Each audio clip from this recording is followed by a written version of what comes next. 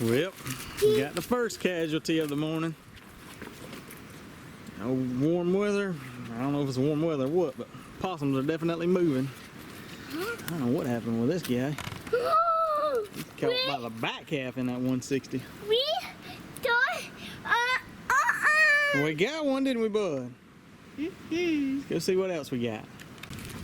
Well, got this old coon over there in the dog proof. I ain't so sure that he's not caught by both feet. I'd one in each trap. Get over there and check, see. Greedy little rascal. Doubled up. And that's two critters pretty quick though. Not many traps checked yet, so. We got another coon on the board. He's caught in I had a pocket set with a 1.5 coil spring right here on this bank on a drowner. When I originally set it, the water was deeper. Then you can see I got a dog proof with marshmallows on that bank. So I was actually just reading an article last night by one of the Katz brothers talking about dog proofs and they're trapping for fur, and they're in an area that's got good fur and good quality. Well, one of the things they were talking about was, when they're setting places like this, creek crossings and all. Hang on, buddy. They're targeting anything that comes by. So in their area, they can catch mink, muskrats, or raccoons, all relatively, out of the same set.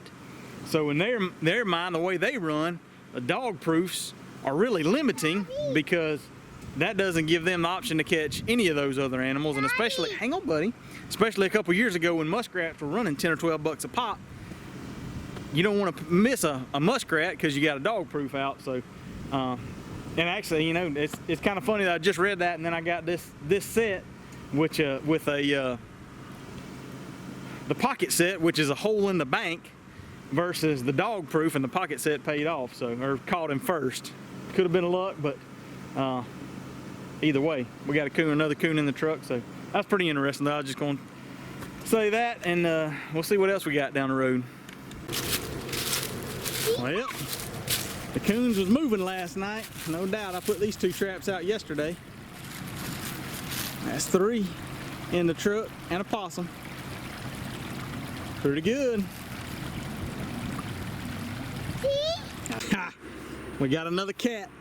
This is one of my favorite sets. We're gonna get him down before he gets out.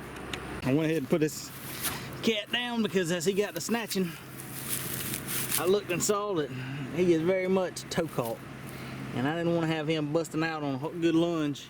But man, that's my biggest cat of the season so far. That's a big old pretty Tom. Nothing like the big old pale white bellies out west, but that's a pretty Georgia cat now. I was just going to show y'all the remake here. I'm not too terribly creative, honestly. When it comes to my remakes, I generally do kind of like a walkthrough, depending on what I've got readily available. If it's real sandy, loose soil, I'll use dirt. If it's grassy, I'll use grass. But you can see, I just remade the original dirt hole, and I put it, I just dug it back out, put it right there, but kind of tried to cover it up so that you could kind of see the hole, but you didn't have easy access to it. And then I just took the grass, not that it'll be a huge deterrent to step here, but hopefully, there's a clear lane coming through here. So, and I did stick just a little punch hole with some skunky lure down that hole so that I got attractions on both sides. But that's it, and overall that's how a lot of my remakes tend to look, kind of a walkthrough fashion, and they tend to work for me pretty well, so I'm not complaining. So I'm going to set up a mafia set here, and this gravel road is running through this young pine plantation,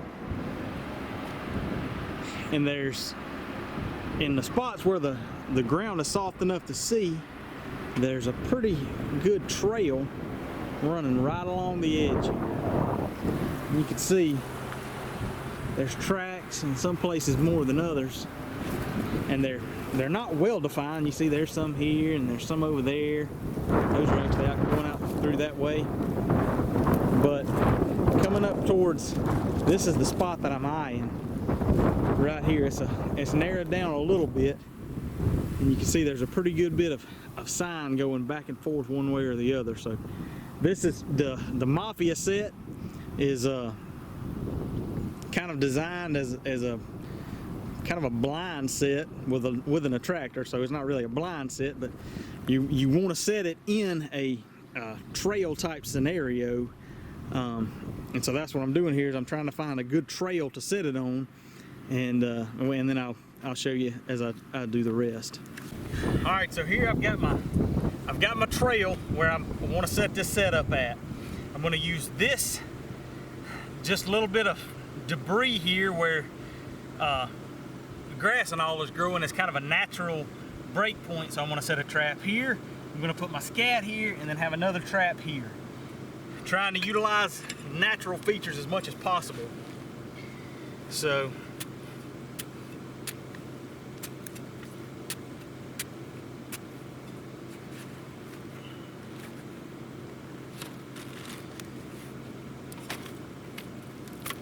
just digging my bed out, digging it at a little bit of an angle.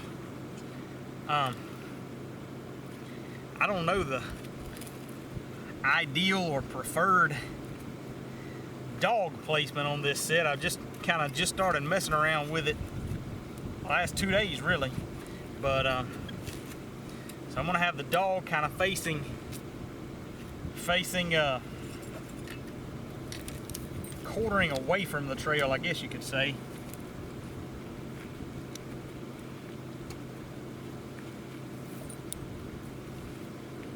Trying to do minimal damage because it's going to be difficult enough to blend it. I mean, I'm not going to be able to blend it perfect anyway. Testing out my wolf fangs, seeing how they do. Haven't had any issues with the Berkshires driving them yet, so.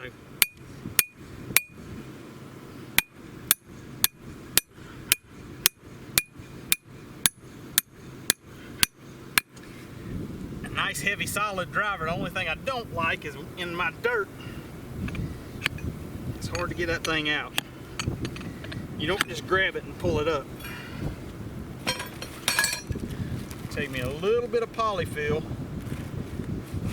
put under my pan as a pan cover.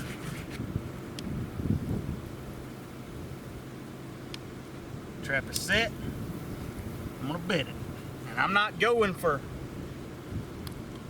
bedding the trap any, deeper or anything. I'm trying to blend this thing as much as possible.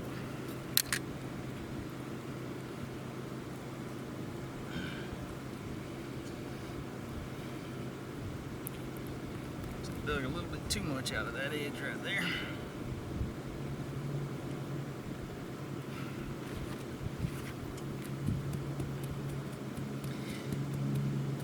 Try to get it solidly bedded.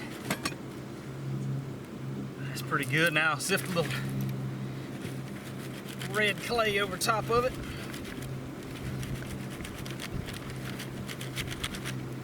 Now in order to get it bedded again, in order to make sure that it's bedded, I usually do that. I'll take my hands and make a hole for the trap and then press on the trap frame outside of it, just to make sure. Let me leave the pan cover open so that you can see what I'm doing. All right, so now I know I'm going to put my scat here, and I don't know the exact distance. It'll be about 9 inches or so from the center of the pan, so I'm going to come over, about an equal amount. Do the same thing. Dig out my trap bed.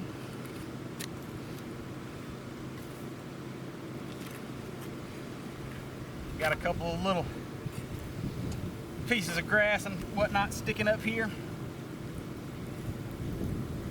It kind of helped, hopefully help with some guiding on this side.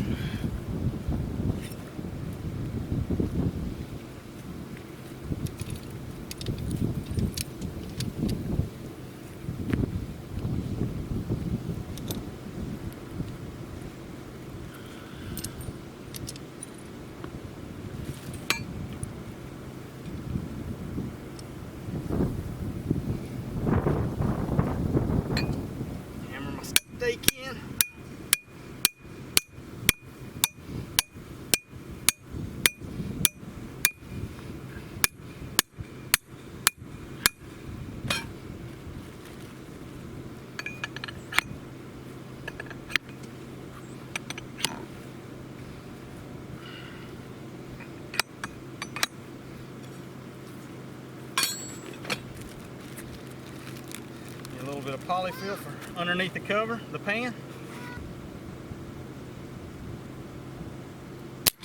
Woo! That's why I always do the trap from the bottom side. I got a little bit of full metal jacket, I guess, in my night latch. That's why I always go underneath the loose jaw. Let's try that again. These are some new traps too that would have smarted pretty good. Click. That's what I like to hear. Alright. Dig it out just a little bit.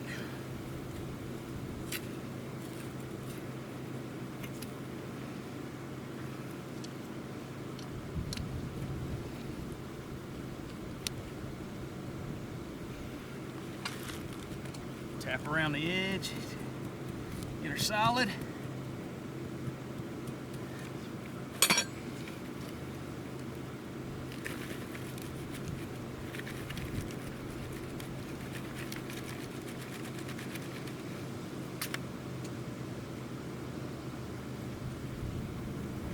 Get it so, make sure that trap is bedded firm.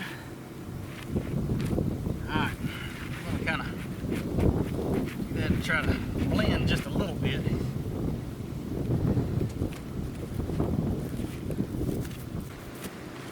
Alright, so I got my scat that I carry with me. I'm just going to put it right in the center of the two traps. If your scat is not super fresh, give it a little squirt of urine to kind of freshen it up. And that's all the lure or anything I'm going to do. I want this to be real subtle. I got plenty of other sets that have got bait and lure and whatnot out. So this is just hopefully a real natural looking low profile killer set.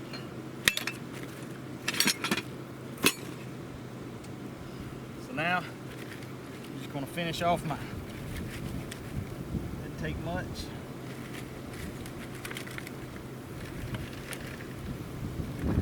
Just kind of spread a little bit of love around so maybe it's not too obvious. Dust all that off and hopefully that'll be a coyote waiting on us. The trap is moved now from down here in the run.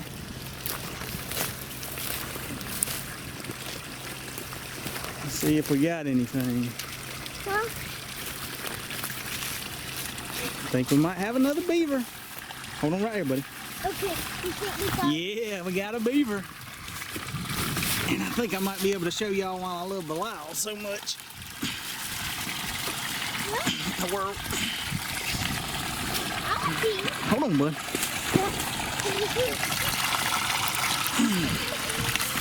Yes, sir. That is why I love Belial.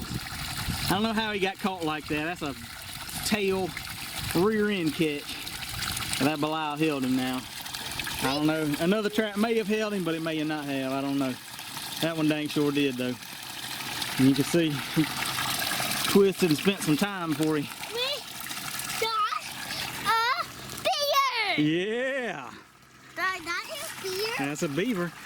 And I was just thinking, I figured up last night, I was counting through my my catches because I keep a log in my memos on my phone when I weigh them and record the sex and all my species.